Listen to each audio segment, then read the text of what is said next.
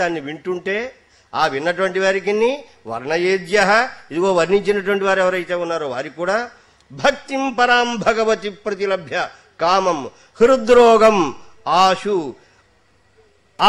అపహినోతి అచిరేణ ధీర. ఆ భగవంతుడు, ఆ ధీరుడైనటువంటి వాడు ఎవరైతే తన హృదయంలో ఈ రాసగోష్ఠి యొక్క తత్వాన్ని పట్టించుకుంటాడో వాడికి పట్టిన హృదయ రోగం కాస్త పోతుంది.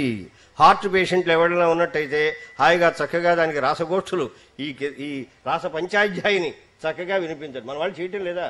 సుదర్శన శతక పారాయణం చేస్తున్నాం, విష్ణు సహస్రనామ పారాయణం చేస్తున్నాం, నారాయణ కవచ పారాయణం చేస్తున్నాం, సుందరకాండ పారాయణం చేస్తున్నాం.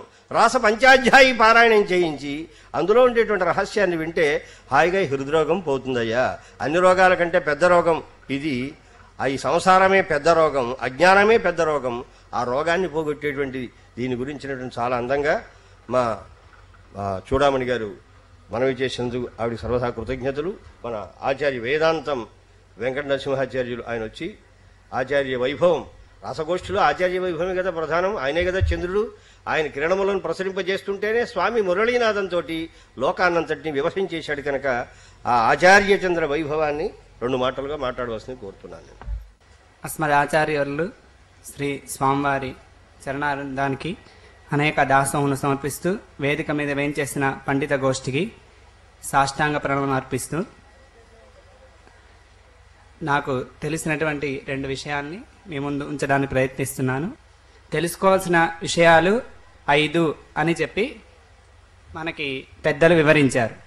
దాన్ని వదంతి సకలావేదాః సేతిహాస పురాణకాః మునయశ్చ మహాత్మానః వేద వేదాంత పారగాః.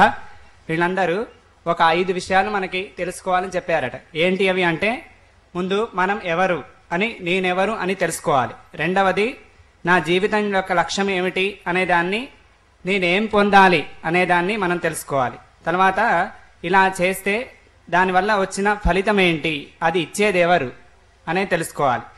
4వది, పొందవలసిన దాన్ని, అది పొందడానికి సాధ్యమేమిటి, సాధనమేమిటి అనేదాన్ని మనం తెలుసుకోవాలి. 5వది, దాన్ని పొందుటకు మనకు కావలసిన విరోధాలు, ఆటంకాలు ఏమొస్తాయి, దాన్ని ఎలా తొలగించుకోవాలి, ఇవన్నీ తెలుసుకోవాలి మనం అని మొట్టమొదటిగా మనకి వివరించారు. ఈ మన మానవుల్లో 2 రకాలుగా ఉంటారు అని మనకి పెద్దలు వివరిస్తారు. ఒకటి బుభుక్షులని, ఇంకోటి ముముక్షులని చెప్పారు. బుభుక్షులంటే కేవలం ఈ శరీరాన్ని పోషించడానికే వాళ్ళు ప్రధానంగా ఉండేవాళ్ళు బుభుక్షులు. రెండవ వాళ్ళు ముముక్షులు అంటారు. అంటే కేవలం భగవంతున్నే పొందాలి, మోక్షం కావాలి అని కోరుకునేవారు ముముక్షులు. ఈ ముముక్షులు అనేవారు తప్పగా తెలుసుకోవాల్సినవి ఒక 3 ముఖ్యంగా ఉన్నాయి. ఆ 3టిని మనం తెలుసుకోవాలి అంటారు. ఏంటివంటే, 1 తిరుమంత్రం, 2 ద్వయమంత్రం, 3 చరమశ్లోకం. ఈ 3ని ఎలా లభిస్తాయి అంటే, మనకి ఆచార్యుల ద్వారానే ఇవి లభిస్తాయి. మరి ఆచార్యులని ఆశ్రయించడం ఎలా? ఆచార్యులు అంటే ఎవరు అంటే మనకి చెప్తున్నారు, ఆచినోతి శాస్త్రార్థాన్ ఆచారే స్థాపయిత్యపి స్వయం ఆచరతే యస్మాత్ తస్మాత్ ఆచార్య ఉచ్యతే అని చెప్తారు. అంటే శాస్త్రార్థాల్ని వారు ముందుగా తెలుసుకొని స్వయంగా ఆచరించి మనకు చూపించేవారు. ఇలాంటి ఆచారాన్నే మనం ఆశ్రయించాలి. ఎలా అంటే, వాళ్ళని ఆశ్రయించడం ఎలా ఆశ్రయించాలి అంటే, తద్విద్ధి ప్రణిపాతేన పరిప్రశ్నేన సేవయా ఉపతేక్షంతి తే జ్ఞానం జ్ఞానినః తత్వదర్శినః. అంటే మనకి ఆ జ్ఞానాన్ని ఎలా ఉపదేశిస్తారంటే, మనం ఇప్పుడు వేదిక మీద మనం 3 రోజుల నుంచి ఈ పండితుల యొక్క ప్రవచనాన్ని మనం వింటూ ఉన్నాం. ఇలాంటి అంటే ఇక్కడ కేవలం మనకి మనలాగే వారు వచ్చి ప్రవచిస్తున్నారు మనం అనుకుంటాం. కానీ కేవలం మనలాగా వాళ్ళు కాదు, భగవంతుని యొక్క తత్వాన్ని బాగా దర్శించినటువంటి జ్ఞానులు ఇలాంటి మన జ్ఞానాన్ని ఆశ్రయిస్తే వారు భగవంతుని యొక్క జ్ఞానాన్ని మనకు అందిస్తారట. వారికి శుశ్రూష చేసి ఆ జ్ఞానాన్ని మనం పొందాలి. అందుకనే భగవంతుడే మనం ఇలా పొందలేం, మనం ఇది శరీరాలు ఇచ్చినా మనం ఏం చేయలేనని తానే స్వయంగా మనని ఉద్ధరించడానికని ఆ వైకుంఠం నుంచి బదరీ క్షేత్రానికి వచ్చి తానే ఆచార్యునమాయ్ తానే శిష్యనుమాయ్ తిరుమంత్రతై వెళ్ళిట్టిరా అని అంటారు. అంటే తనే ఆచార్యుడిగా, నారాయణుడిగా, తనే నరుడుగా రెండు అంటే గురువు ఎలా ఉండాలి, శిష్యుడు ఎలా ఉండాలి అని తనే వచ్చి మనకి తిరుమంత్రాన్ని మొట్టమొదటిగా లోకానికి అందించారట. అలానే ద్వయమంత్రాన్ని కూడా తానే లక్ష్మీదేవికి ఉపదేశం ఆమె ద్వారా మనకి లోకానికి అందించారట. మూడవది చరమ శ్లోకాన్ని శ్రీకృష్ణుడుగా అర్జునునికి భగవద్గీతల యొక్క సారంగా చివరి శ్లోకంగా సర్వధర్మాన్ పరిత్యజ్య మామేకం శరణం వ్రజ అహంత్వా సర్వపాపేభ్యో మోక్షయిష్యామాశ్చ అని ఈ యొక్క చరమ శ్లోకాన్ని మనకు అందించారు. ఈ మూడు మంత్రాన్ని కూడా మనం ఆచార్యుల ద్వారానే పంచ సంస్కారాలు పొంది మనం తెలుసుకోవాలి. ఇదే మోక్ష సాధనము అని మనకి పూర్వాచార్యులు చెప్పారు. ఈ పంచ సంస్కారాలు పొందిన తర్వాత మనకి మూడింటిని మనకి ఆచార్యులు అనుగ్రహిస్తారట. ఏంటి అంటే, ఒకటి వారి యొక్క తిరువడి అద్దిన పాదాలు అద్దినటువంటి వస్త్రము, తీర్థము, ప్రసాదాన్ని మనకు అనుగ్రహిస్తారు. దీన్నే మనకి తిరుపావైలో గోదాదేవి చెప్పేటప్పుడు 17వ పాశ్రమంలో అంబరమే తన్నీరే షోరే అని 3 చెప్పింది. అంబరమే అంటే మనకి వస్త్రము, వారి ఆచార్యుల యొక్క పాదాలు అద్దినటువంటి వస్త్రమే మనకి వస్త్రం. తన్నీరే అంటే ఆ గురు పరంపర అనుసంధానం చేసిన తర్వాత తీర్చుకునే శ్రీపాతీర్థమే మనకి తీర్థం. షోరే అంటే భగవంతుని యొక్క ఆరాధన చేసిన తర్వాత మనం వండినటువంటి ప్రసాదాన్ని భగవంతునికి ఆరాధన చేసి ఆ ప్రసాదాన్ని మాత్రమే స్వీకరించాలి అని మనకి ఈ మూడింటిని మనం అనుగ్రహిస్తారు. మనం ఈ శ్రీపాదాన్ని స్వీకరించేటప్పుడు 2 సార్లే తీసుకోవాలి అని మనకు చెప్తారు. 2 సార్లు ఎందుకు తీసుకోవాలి అంటే, మనలో ఉన్న ప్రతి చేస్తున్నప్పుడు మనకేమొస్తుంది, నేను చేస్తున్నాను, నా వల్ల జరుగుతుంది అనిపిస్తుంది. ఆ అహంకారము మోకారము 2 తగ్గడానికని ఆ శ్రీపాద తీర్థాన్ని మనం 2 సార్లు తీసుకోవాలి అని మన పెద్ద చెప్తారు. ఇలాంటి గొప్పదైనటువంటి మంత్రాల్ని భగవద్ రామానుజుల వారు 18 సార్లు వారి గురుగారి దగ్గరికి తిరిగి ఈసారి కాదు తర్వాత రా మళ్ళీ రా అని చెప్పి 18 సార్లు తెప్పించుకొని తర్వాత వారు ఒట్టు వేయించుకొని ఆ మంత్రార్థాన్ని భగవద్ రామానుజుల వారికి అనుగ్రహించారట. అలాంటి గొప్పదైనటువంటి ఆచార్యులు భగవద్ రామానుజులకి ఇంత కష్టమైతే మరి మనలాంటి సామాన్యులకి ఎలా వస్తుంది అని వారు ముందుగానే ఆలోచించి అక్కడ ఉన్నటువంటి గోపురాన్ని ఎక్కి ఆ మంత్రార్థాన్ని బోధించారట. కేవలం అక్కడ ఉండే వాళ్ళే తరిస్తే సరిపోదు కదా అని వాళ్ళు దేశం మొత్తం ప్రచారం చేసి ఆ మంత్రార్థాన్ని అనుగ్రహించారు. ఇలా సరిపోదని చెప్పి అది అందరికీ అందాలని చెప్పి ఒక 74 మంది శిష్యులని వారు తయారు చేసి లోకాన్ని మొత్తం వారు మంత్రాన్ని, ఆ భగవత్ విషయాన్ని మనకు అనుగ్రహించడానికి వారు మనకు అందించారట. అందుకే మనకి ఈ సంస్కారాల పంచ సంస్కారాల్లో ఇప్పటికీ మనం అడియేన్ రామానుజదాస అనే మనం చెప్పుకుంటాం. అది మన స్వరూపం. మనం భగవంతుడు మనకిచ్చినటువంటి ఇంతటి శరీరాన్ని, అన్ని అవయవాల్ని సరిగ్గా పనిచేసేట్లు మనకిస్తే మనమేం చేస్తున్నామంటే ఆయన సేవకి వినియోగించట్లే, మన స్వార్థానికే దీన్ని వినియోగిస్తున్నాం. ఇలా వినియోగించకూడదు అని మనకి కులశేఖర ఆళ్వార్లు అనే ఒక ఆళ్వార్లు తన ముకుందమాల స్తోత్రంలో ఒక శ్లోకంలో ఇలా చెప్పారు.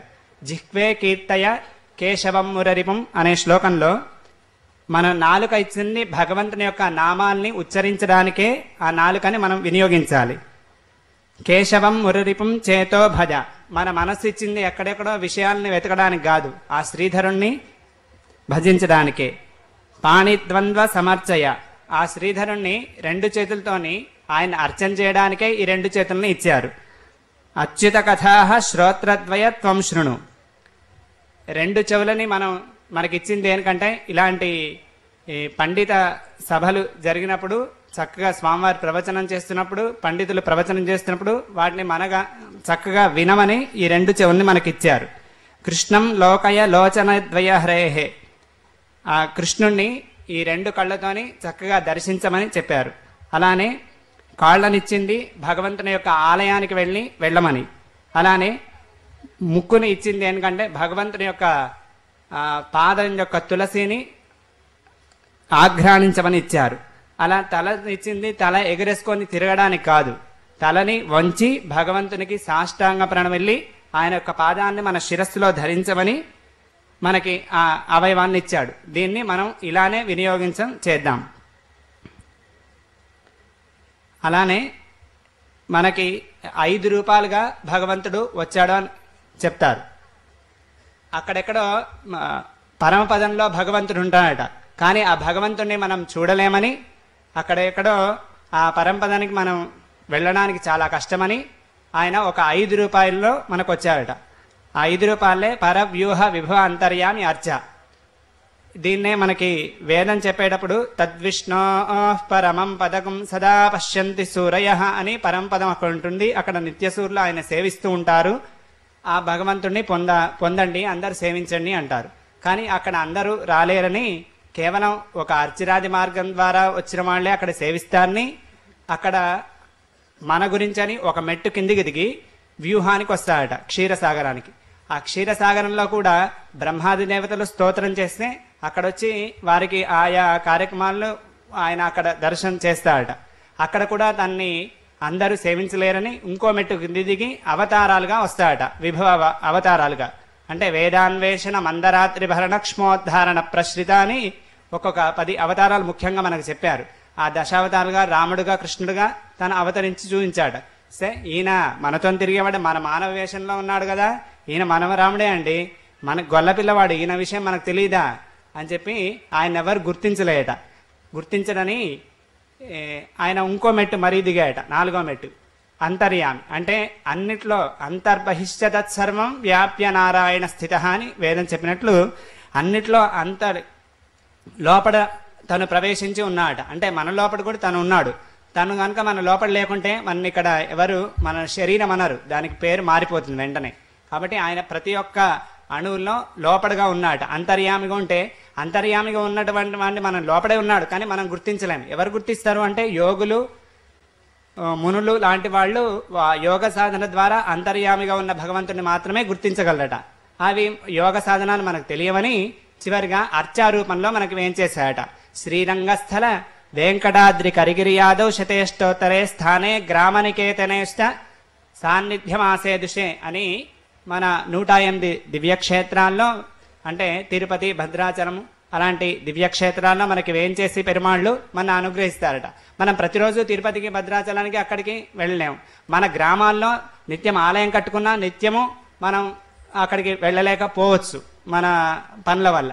కానీ మన ఇంట్లో చిన్న ఒక ఫోటో పెట్టుకోను, లేకుంటే మనకి స్వామివారు ఇచ్చినటువంటి లక్ష్మీ పూజల్లో ఇచ్చిన చిన్న డాలర్ పెట్టుకొని అక్కడ మనం భగవంతుని ఆవాహన చేసి పూజించినా ఆ పూజను కూడా స్వీకరిస్తాను అని చెప్పి మనకి అర్చారూపాన్ని మనకు అనుగ్రహించారట.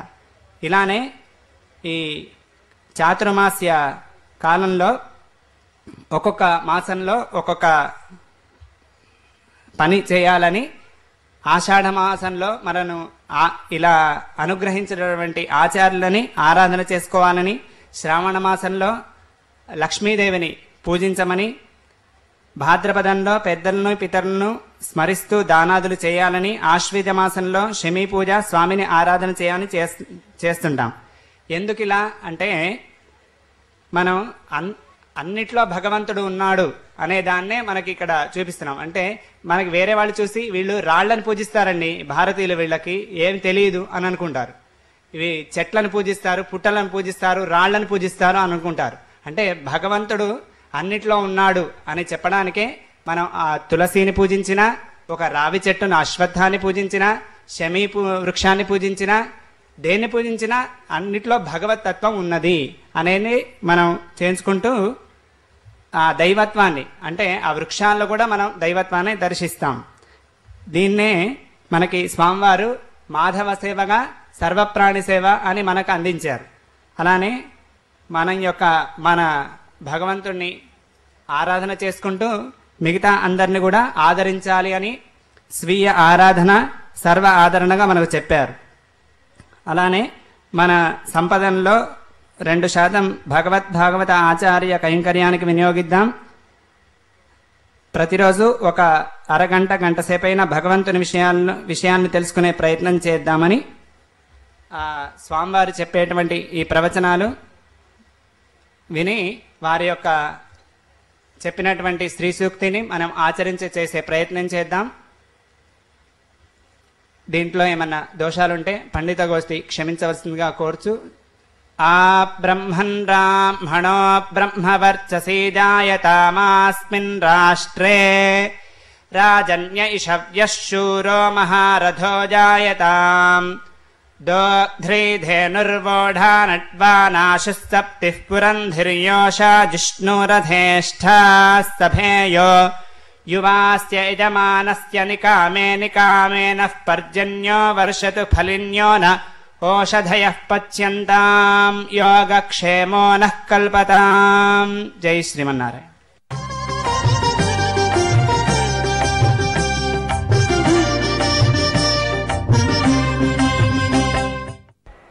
మనకి తండ్రిలాగా హితాన్ని చెప్పేవాళ్ళు, తల్లిలాగా ప్రియంగా అందించేటటువంటి పెద్దల యొక్క సూక్తులని మనం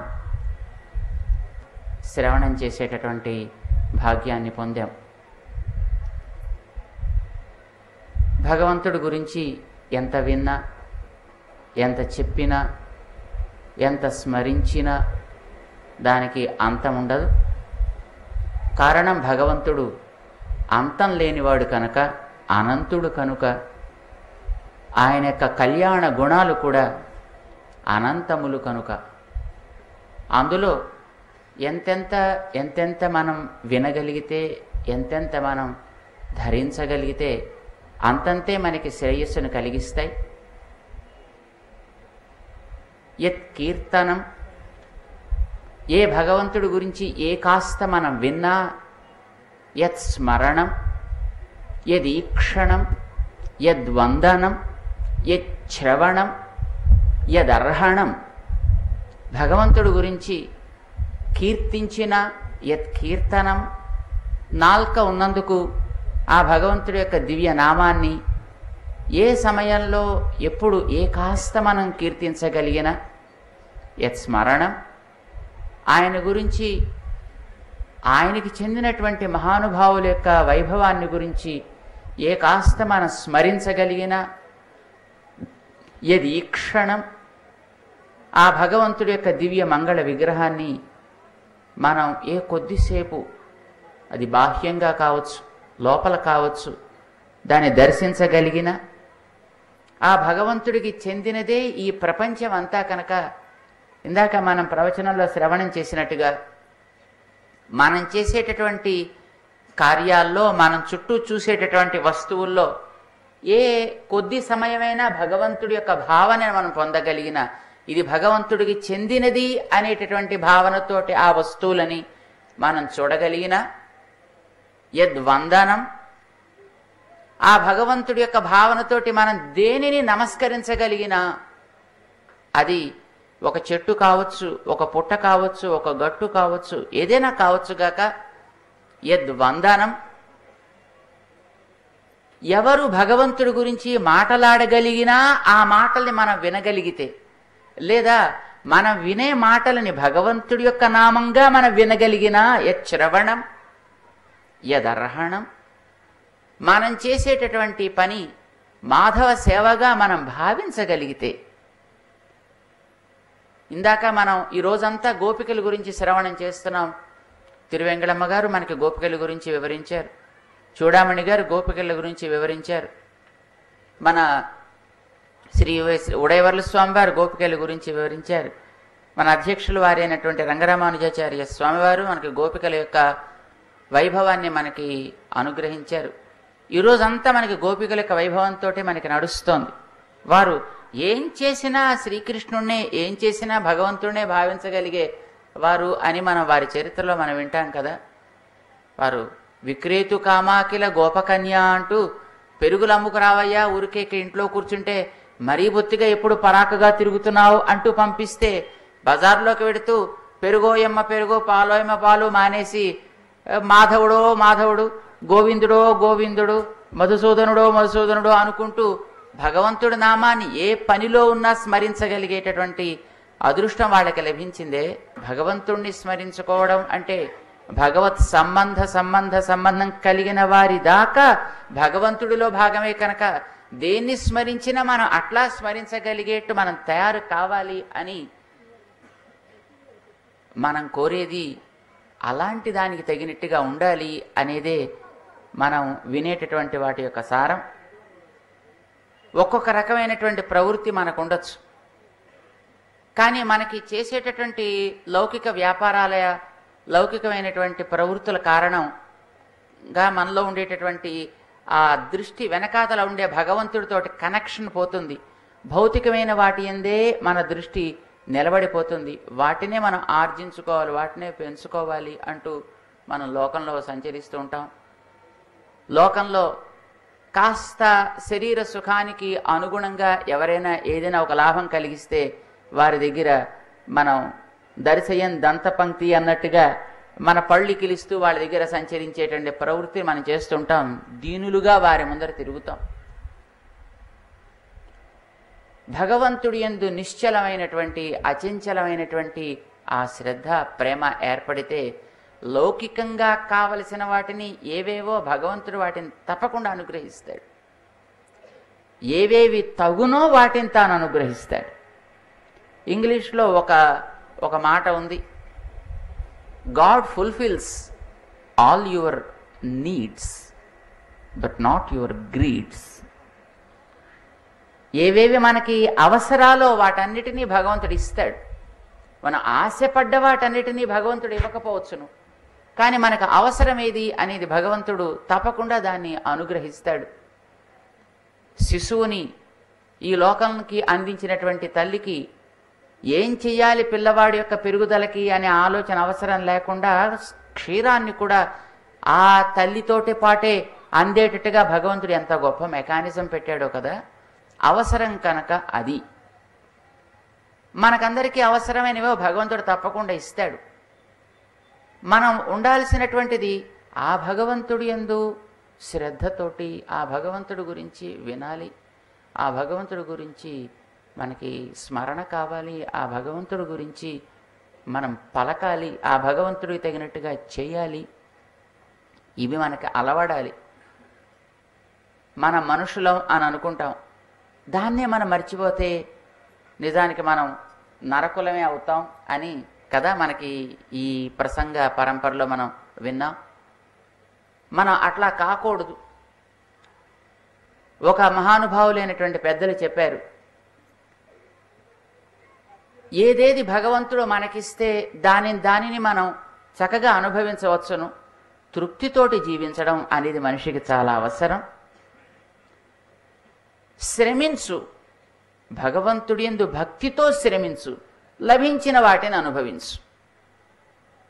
కానీ లోకం శ్రమ లేకుండా తగని వాటిని అనుభవించాలి అని కోరుకుంటుంది. ఏం ఆశ్చర్యం! కామం వనేషు హరిణః తృణాని ఖాదంతి అయత్న లభ్యాని. అడవుల్లో తిరిగేటటువంటి లేళ్ళు ఏ ప్రయత్నం వాటికి అవసరం లేకుండా ఏదేది భగవంతుడు వాటికి ఇస్తాడో అట్లాంటి వాటిని అవి స్వీకరిస్తాయి, అవి హాయిగా బతుకుతాయి. ధనం ఉన్న వాడి దగ్గరికి వెళ్ళి పళ్ళికిలిస్తూ నాకు ఇది ఇస్తావా, నాకు ఇది ఇస్తావా అని అడిగే ప్రయత్నం ఎప్పుడు అవి చెయ్యవు. మరి మనం అలా జీవించగలుగుతున్నావా అని మనకి మనం ప్రశ్న వేసుకుంటే ఆశ్చర్యం వేస్తుంది. వారు మనని ప్రశ్న వేస్తారు, తే ఖలు పశవః వయం సుధియః. అవేమో పశువులు అంటావా, మనం బుద్ధిమంతులు అంటావా?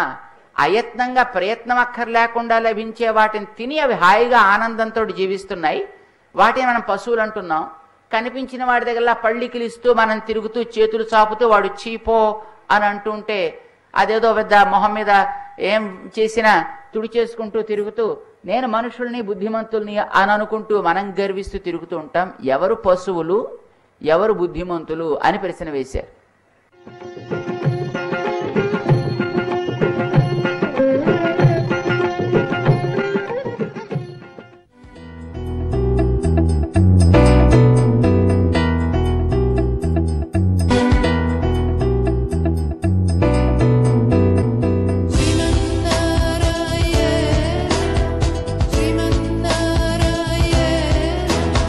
Sri Narayana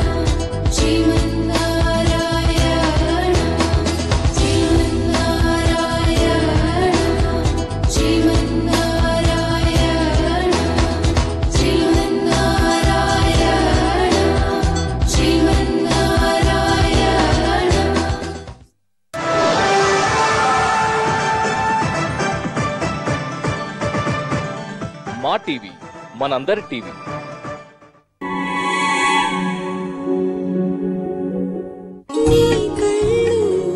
లేత శిశువుల కళ్ళు అతి సుకుమారం. వీటిని మరి సబ్బు యొక్క కన్నీళ్లు ఎందుకు ఏడిపించాలి? జాన్సన్స్ బేబీ షాంపూలో ఉంది అపురూపమైన నో మోర్ టీయర్స్ ఫార్ములా. ఇప్పుడు కళ్లల్లో ఏడుపుండదు, కేవలం నవ్వులే.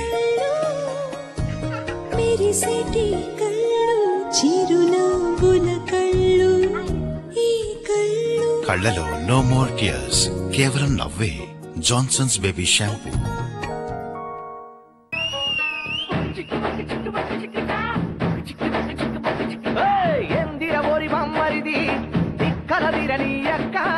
వేగలేను నీ అక్కతో నేనాడలేను తైతక్క.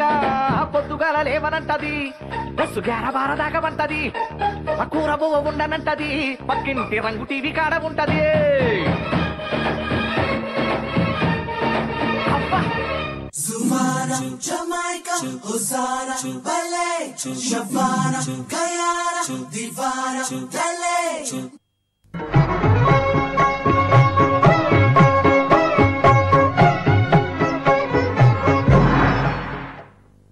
ఇక సవతులు అయితే వినతా కదురు విషయంలో ఆ సముద్రతల్లో వేసినది మరి పందెమే కదండి అది. అక్కడ కూడా అన్నాడు వినోదార్థంబు సముద్ర తీరమున విహరించుచు. అక్కడ కూడా వినోదార్థమే విహరిస్తూ ఉన్నారు. పందెం పెట్టడం అనేటువంటిది మాత్రం చాలా ముఖ్యమైన కాన్సెప్ట్ అండి. ఈ పందెము చుట్టూనే ఉంటుందన్నమాట ఉత్థాన పతనాలన్నీ. ఆ మహాశ్వంబు ధవళ దేహంబునందు నల్లగలిగిన నీవిప్పుడు నాకు దాసివగువు. దాని తోకలో నల్ల ఉంటే నాకు దాసిక, అందునల్ల లేదయ్యనేని నీకు నే దాసి నగుదు పన్నితము సరము పదవే. కాబట్టి ఎక్కడ స్పోర్ట్ కానీ ప్లే కానీ గేమ్గా మారిపోతుందంటే బెట్ ఎక్కడ ఉంటే అక్కడ గేమ్గా మారిపోతుంది. చూడండి, మహానుభావుడు వ్యాసుడు జయముని పేరు పెట్టాడండి. తన గ్రంథానికి జయం అనే పేరు పెట్టాడు. అంతఃశత్రువుల్ని బాహ్యశత్రువుల్ని రెండు రకాలుగా విడగొట్టాడు. యుద్ధము పూర్తి అయిపోయేంత వరకు బాహ్యశత్రువులు జయించడమే చెప్పాడు. శాంతి సప్తకంలో అంతఃశత్రువులు జయించడం చెప్పాడు. ఈ రెండు అయిన తర్వాతనే పూర్తి జయము అన్నాడు. కాబట్టి జయమని పేరు పెట్టడంలోనే ఆయనకు తప్పనిసరిగా ఒక బ్రహ్మాండమైనటువంటి ఈనాడు ఏదైతే అంటామో స్పోర్టివ్ స్పిరిట్ అని, అది పుష్కలంగా ఉన్నటువంటి తరమది, అది సమకాలీనమైనటువంటి స్పృహ. అది నిన్న మొన్నటి దాకా ముసలి వాళ్ళు ఎవరు కూడా నేను చచ్చిపోవాలని కోరుకోలేదు, నాకెవరిస్తారా పిల్లలు అన్నవారే తప్ప తాతా పెళ్లి చేసుకుంటామంటే అన్నవాళ్లే. దాని అర్థం ఏంటంటే అది sportive spirit. They wanted to live life, they never wanted to lose life. అది జీవితానికి చాలా పాజిటివ్ పాయింట్, అది ఆప్టిమిస్టిక్ అవుట్లుక్, అది జీవితానికి చాలా అవసరం. మా నాన్నగారు 70 ఏళ్ల వయసులో కూడా ఎక్కడైనా హరికథ ఎవరైనా పెట్టిస్తే బాగుండేది అన్నారు. అంటే అప్పుడు హరికథ చెప్పాలని, హరికథ చెప్పుతూ చచ్చిపోవాలని కోరిక ఆయనకి. ఛాన్స్ దొరకలేదు. రుయా హాస్పిటల్లో నర్సులకే హరికథ చెప్పడం మొదలు పెట్టారు ఆయన. నర్సులంతా కూర్చొని పెట్టుకుని చక్కగా హరికథ చెప్పడం చెప్పి అంతే. ఎక్కడున్నా క్రీడాకారుడు ఆ పని చేస్తూనే ఉంటాడు. నిజమైన క్రీడాస్ఫూర్తి అంటే అదేనండి. భగవంతుడే క్రీడ ఆడుతున్నప్పుడు నీకు నాకు ఏమి రోగం ఆడుకోవడానికి, అది ఆనాటి దృష్టి. మన దృష్టి ఏమిటంటే ఇవాళ మన చుట్టూ మనమే జీవితాన్ని కల్పించుకుంటున్నామన్న భ్రమ ఉంది. కాబట్టి డిసప్పాయింట్మెంట్ ఆటోమేటిక్గా ఉంటుంది. నిరుత్సాహం ఎందుకుంటుంది? ఉత్సాహం తోడి తెచ్చుకోవాలంటే నీ రెస్పాన్సిబిలిటీ మీద, క్యాప్టెన్ మీద ఎట్లా పెడతావో భగవంతుడి మీద విశ్వాసం కలిగిన వాడికి ఎప్పుడు ఆప్టమిస్టిక్ అవుట్లుకే ఉంటుంది. వాడు పెసిమిస్టిక్ ఎప్పుడు కాడు. వాడు ఆశావహ దృష్టితోనే బతుకుతాడు. ఆ ఆశావహ దృష్టే పాండవుల జీవితాన్ని పెద్ద స్పోర్ట్గా మార్చేస్తుంది. వాళ్ళకు డబ్బు లేదు, నిరంతరం రకరకాల ఇబ్బందులు పడుతున్నారు, కానీ ప్రతి క్షణము కూడా దే లివ్డ్ దేర్ లైఫ్. ప్రతి క్షణము హాయిగా బ్రతికారు, ఇతరులకు సంతోషం పెట్టారు, ఇతరులకు సహాయం చేశారు, ఏనాడు కుంగిపోలేదు. అదే దుర్యోధనుడు చూడండి, సకల ఈశ్వరాల మధ్యలో ఉంటే కూడా నిరంతరం మాటి చాలా ఏదో ఘట్టం జరిగితే ప్రాయోపవేశం చేస్తానంటాడు. ప్రాయోపవేశం చేయాల్సిన అవసరమే లేదే. ఆ మాట పాండవులు ఏనాడు అనలేదే. అంచేత అక్కడ క్రీడా స్ఫూర్తి అయినటువంటిది ఆధునిక జీవితానికి భారతం ఇచ్చేటువంటి గొప్ప మెసేజ్గా చెప్పవచ్చు. ఈ సబ్జెక్టు అన్నకెట్లా స్ఫురించిందో కానీ నిజంగా భారతంలో ఉండేటువంటి రైటర్స్ స్పిరిట్ అంతా ఇక్కడ ఉంది. అసలు you should not lose the fight. ఇది కాదు. మా నాన్నని ఎవరో అడిగినాడు, స్వామి